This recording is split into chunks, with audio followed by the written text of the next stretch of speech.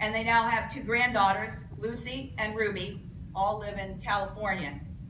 They moved to Reynolds in 1996, and she told me she's trying to move here when she sells her house. So she'll be one of us. It was in 2005 that Barbara said, I really need to write down some of my memories from that time on board the ship. And so she wrote a book called The Seas of War, the diary of a Red Cross worker in Vietnam.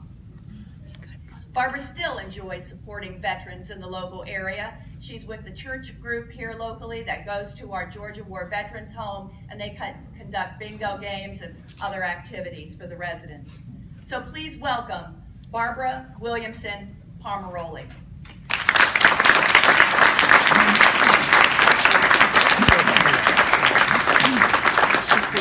Thank you, and I'm very honored to be here.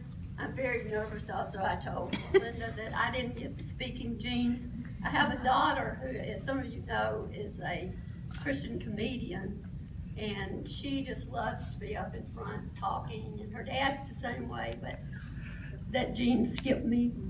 So can everybody hear me, because I'm not used to talking, and can you hear me okay? First of all, how many of you here are veterans? And how many of you were in Vietnam?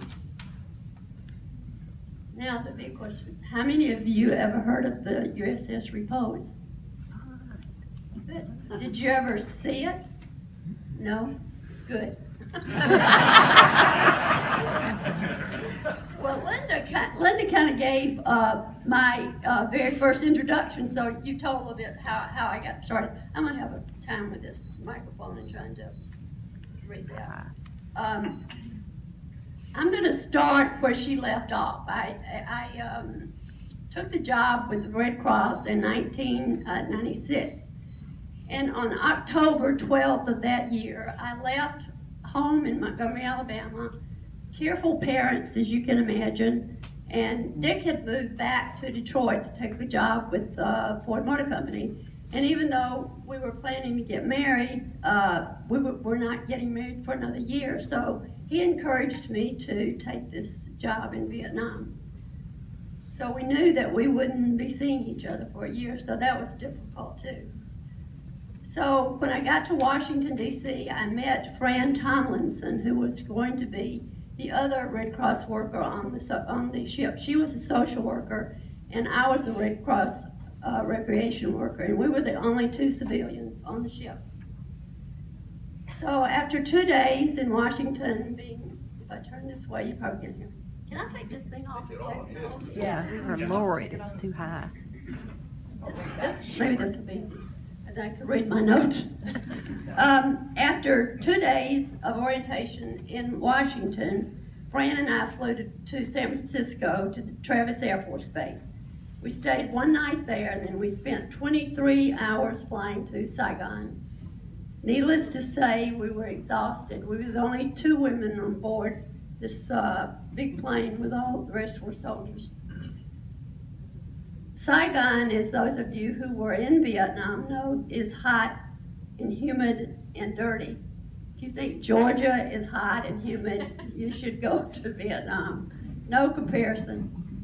We spent about a week in Saigon trying to locate the ship, because the ship went up and down, mostly the northern part of South Vietnam. So after a week, we were able to get transportation up to the DMZ, that's the demilitarized zone for you non-military people, but that was the northernmost post in South Vietnam, and we were among the first 2 women to ever go that far north. On October 24th, 12 days after leaving home, we finally were flown by helicopter, complete with 2 Marine gunners at the door, out to the ship, and we thought it was the most beautiful sight we'd ever seen. We were too tired to even be afraid of this big helicopter landing on what looked like a very tiny flight deck on the end of the ship. We were greeted by the captain of the hospital and the chief nurse and shown to our quarters. And our quarters were an 8-by-8 room that had a bunk bed, a sink, 2 desks with drawers, and a small cabinet for our clothes. No portholes so we couldn't see outside. It was also directly below the radio room, and the radio room went on 24 hours a day. So it took us a while to get used to that, but eventually we learned to sleep through it. The repose was 520 feet long, the length of a football field, and a fully equipped hospital with 3 operating rooms, laboratory, x-ray facilities, and it could accommodate from 500 to 750 patients. It had 2 separate Navy crews, one for the hospital and the other for the ship. The hospital had a captain in charge of the medical program. It had 25 physicians, 3 dentists, 4 medical corps officers, 25 nurses, and 315 corpsmen. The ship's crew consisted of the captain of the ship's operation, approximately 25 officers, 51 petty officers, and 300 enlisted men. So you can see the ratio of 29 nurses, 2 Red Cross workers, and probably 1,500 men, including the patients. So for the women, that was pretty good. And the one thing that Linda didn't mention that I was going to mention in my introduction was that when I took this job with Red Cross in the very beginning, I was supposed to be a teacher. And I thought, well, you know, I could teach these high school girls because I was physical education major. Or I could go work in military hospitals where there were a lot of men. Hopefully single, and my mother was happy because I had not gotten my MRS degree at Auburn, and she was very disappointed. Back in those days, you know, if you were 24 and not married or 22 and not married, it was like, that was not good. So my mother fully expected I was going to come out of college married, and I disappointed her. But Fran and I were the only civilians on the ship, and we were given the equivalent rank of lieutenant commander. So those of you who have been in the service know that's a pretty high rank, and everything on the ship was done strictly according to the military rules. There were separate sleeping and eating facilities for the officers and the enlisted men, and socializing between the two was discouraged.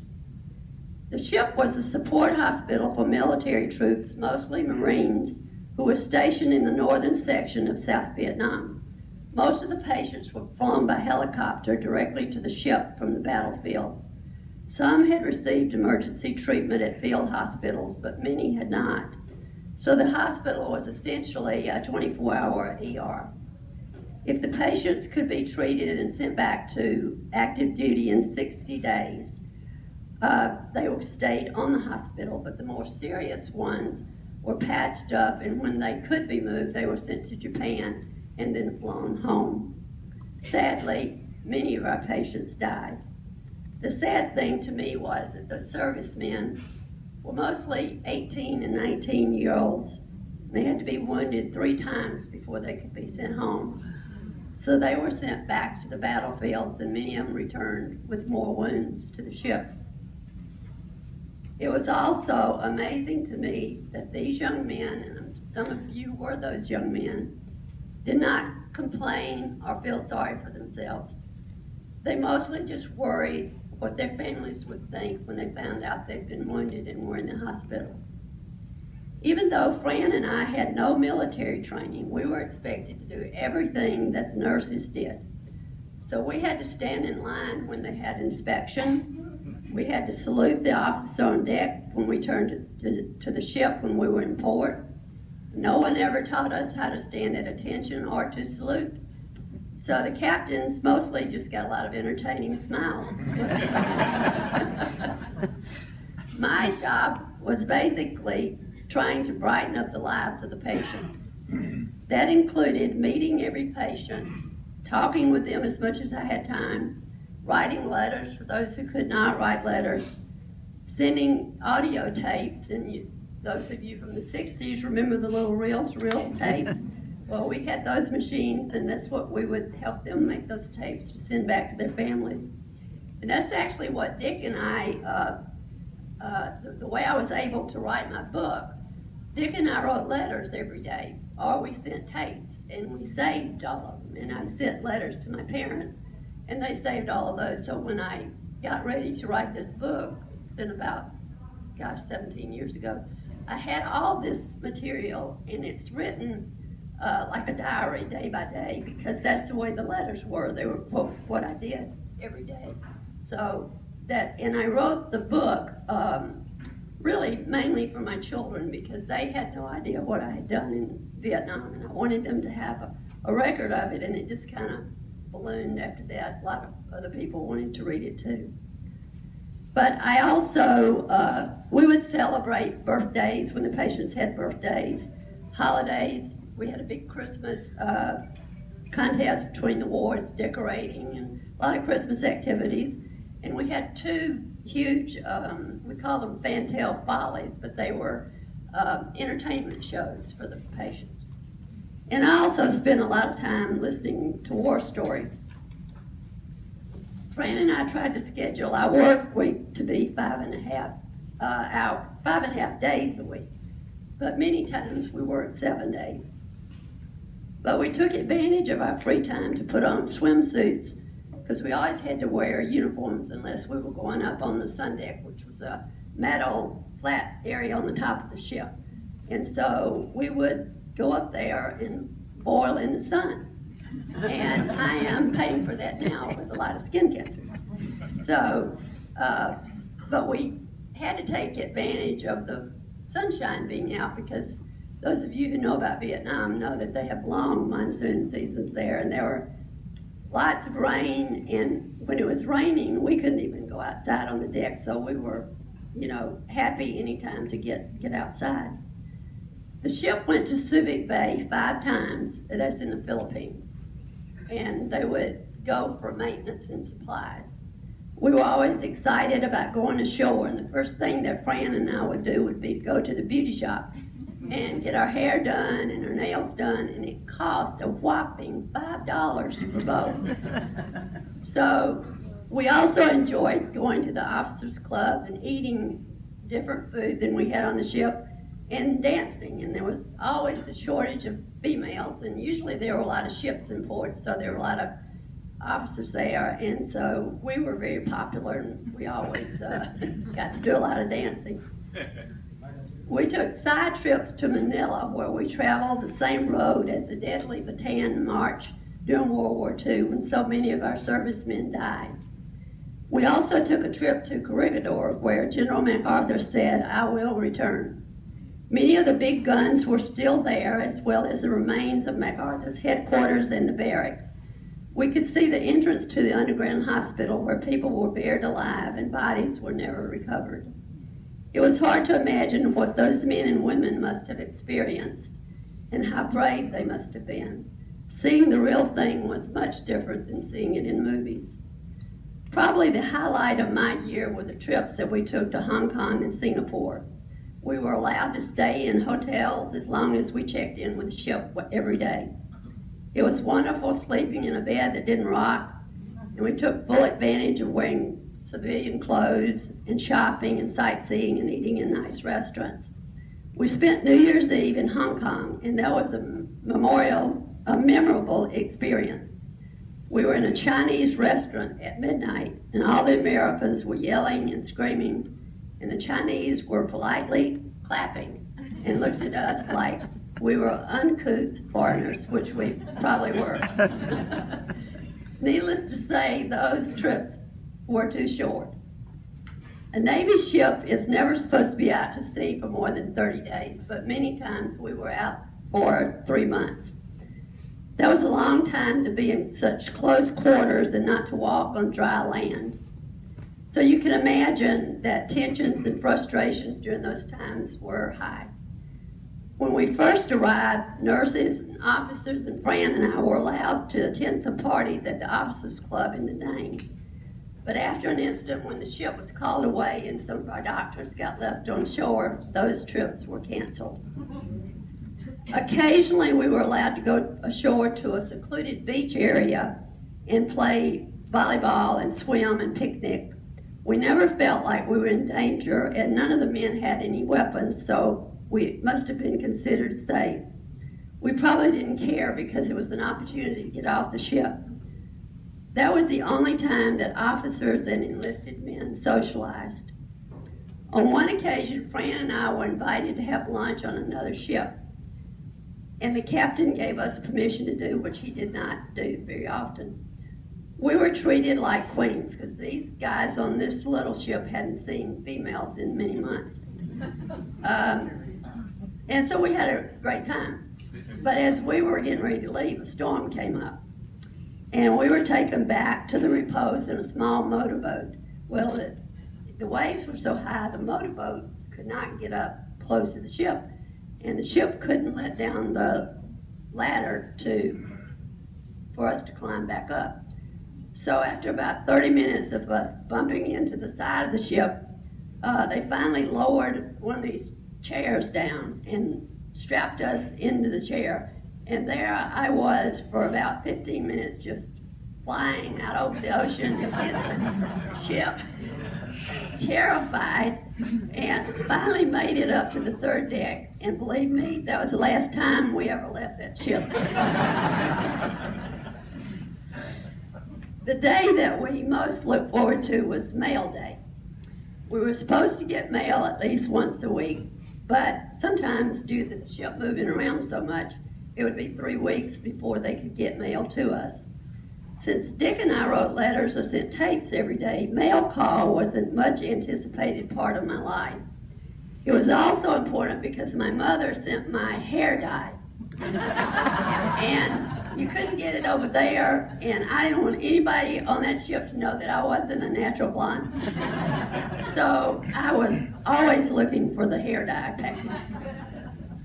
People have asked me if I was afraid, and I have to say that I wasn't afraid of the war, even though we could stand on the deck and see the smoke from the bombs being dropped. I think we were too busy to think about being afraid, and we felt that we were far enough away to be safe, although I'm not sure that was the case. We always travel with a destroyer alongside of us. Most frightening experience for me was when we were in a typhoon, when returning from Vietnam to the Philippines. For 3 days, almost everyone was sick, and Fran and I stayed in our bunks because if you got up, you fell down. And we had to be almost tied to the bunk, but we had rails that we could hold on to. One time I tried to venture out to get down to the wardroom to eat, and you would just go from side to side on the ship, and I never made it, so for 3 days we didn't eat. And after the storm was over, the captain said, well, you know, it could have been worse. We were just right on the edge of it, and we were all thinking, thank you, Lord, that we weren't in the middle of it.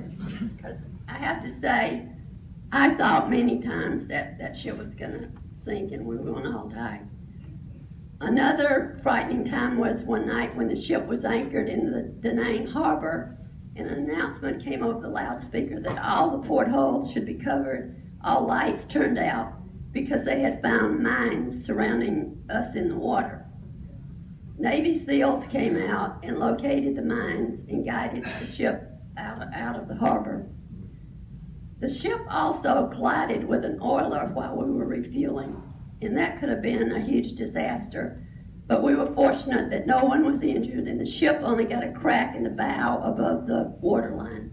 But I can remember standing in my office, had a porthole, and all of a sudden it said over the loudspeaker, prepare for collision. Well, we had these drills all the time, so I didn't think anything about it. But I looked out the porthole and I saw our ship just kind of turning toward this oiler. And I kept saying, no, it's not going to hit that ship. And there was a patient in my office with me. He said, you better grab hold of that pole. I had a pole in the middle of my office. So we both grabbed hold of the pole, held on for dear life, and all of a sudden it was just a very, very hard thump. And we looked out, everybody was screaming and yelling. And we grabbed our life jackets and went outside, and we thought we're going to sink, and we don't know what we're doing because we do these drills all the time and they never go well. So I thought, if we have to get off this ship, I don't think many of us are going to do it. But we thought, okay, so now we're going to get to go to Japan for 6 weeks for repairs. And that sounded a little bit exciting.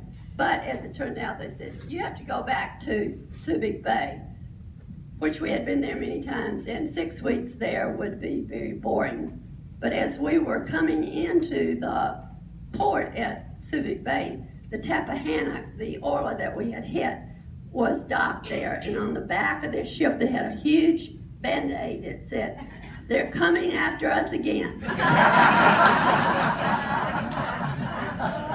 And then to top that off, they got to go to Japan for repairs. So that didn't make us very happy. I was on the repose, as Linda said, for 13 months. One of those months was just because they couldn't find the ship to bring our replacements out. So you can imagine our frustration that we were ready to go home and we couldn't get off. Besides the frightening experiences that I've told you about, I also saw horrifying wounds and mutilations, and many times wrote letters for patients who died shortly afterwards. Since I had no medical background, I think that was the hardest part of my job. And I realized quickly that if I was going to be able to stay and be effective, that I had to learn to block out all that horror. But the rewards of seeing patients smile and tell me that I had brought a little sunshine into their lives was worth all the hardship, and I've never regretted my decision to go. I owe special thanks to my husband Dick, who unfortunately is sick and would have loved to have been with us today, but he sends his regards. And to my parents, who are both deceased. They welcomed me home with love and support, and I never experienced the rejection and the humiliation that so many of our returning servicemen and women received from the American people. I was fortunate in 1993 to be part of the dedication of the Vietnam Women's Memorial Statue in Washington. That was a time of coming together with other women who had served in Vietnam and endured the horrors of war and compassion, grace, and devotion to duty. The statue stands in front of the Vietnam Wall and is a reminder of the vital role women have played in the service of their country. Over 70 women lost their lives in Vietnam, including 5 Red Cross workers, 8 military nurses, and over 50 civilian women. The dedication of the statue was truly a celebration of patriotism and courage. Through writing my book, I have reestablished contact with many of the nurses and crew from the repose, as well as several patients. And I have 2 short stories to tell you, touching stories about patients. During the dedication ceremony, I read in one of the Red Cross publications that a former patient was trying to locate me. And so I called the editor of the magazine and gave her my phone number. And on Thanksgiving Day of that year, I got a call, and it was, the man said he was a patient on the repose. And he gave me his name, but I didn't recognize it. So I asked him if he'd send me a picture, which he did, and when I saw his picture, I did recognize him. He had been a patient for 2 months because he had malaria and he had to stay longer. He said that he lived in Dallas and he owned a military memorabilia store. And he said, do you collect anything? So those of you who know me know that I collect Gone with the Wind things. And so the following week, I received a 1936 copy of Gone with the Wind, which was very special. The next year, Dick and I were visiting friends in Dallas, and so we went by, his name was Marv, we went by his store and we met his wife, had a very nice visit, and I have kept in touch with him through the years, and he has continued to send me Gone with the Wind things for my collection, and I gave him some of my repose things for his store. He has since retired, but when he found out, those of you who saw my first book, it was a spiral bound book, so my daughter convinced me that we needed a smaller book. So this actually we just got this week. And on the back of it is a tribute that was written by Marv, the owner of this store. And the other story kind of involves Marv too, because there was another patient who was visiting Dallas, went into Marv's store, and Marv had my book on his counter. And this man said, well, I was a patient on the repose. And he started flipping through the pages, and he said he found his name in the book. Well, I only mentioned probably 5 people by name in the book, and he was one of them. He and his friend and I had decided we were going to knot a big net to go over our door using Navy knots, those of you who have been in the Navy. And we decided after we got started that it would take us probably 3 years to finish. And so we enlisted the help of some of the patients. And this particular guy, Dave, was one of those sailors that helped us make the knot. And so he got my email, and we started corresponding. And he was from New Jersey, happened to be visiting in Dallas, happened to go in this memorabilia store. So what are the odds of that happening? But anyway, he also wrote the other tribute on the back of my book. So they have been just really good friends and supporters all through the years. I've been so touched by all the letters and emails that I've received from former staff and patients who have read my book and relived memories of a year when they made a difference in the world and never received any thanks for their service. I'm pleased to say that my book has been added to the National Red Cross archives and several libraries across the country, so that hopefully generations to come can read about one small part of that very complicated war.